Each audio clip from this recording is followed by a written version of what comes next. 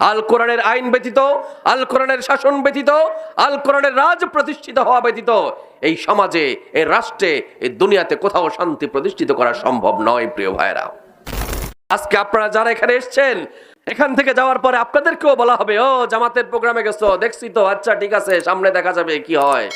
হুমকি ধামকি, চক্রাঙ্গানি আপনাদের উপরে আসবে। আমরা বুকে হাত দিয়ে গ্যারান্টি সহকারে বলতে পারি যে জামাত ইসলামে এমন কোন লোক নাই যিনি মাদকের সাথে লিপ্ত রয়েছে। কি দেখেছেন আপনারা কখনো? আমরা বলতে চাই জামাত ইসলামের এমন কোন লোক নাই, আমাদের নেতা কর্মী নাই যেই লোকটি চাঁদাবাজি, টেন্ডারবাজির সাথে লিপ্ত রয়েছে।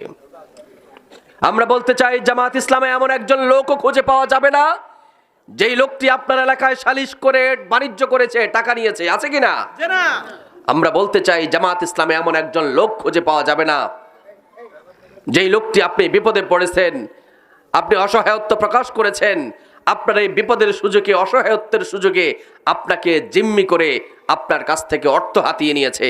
এই ধরনের লোক কি জামাতে আছে?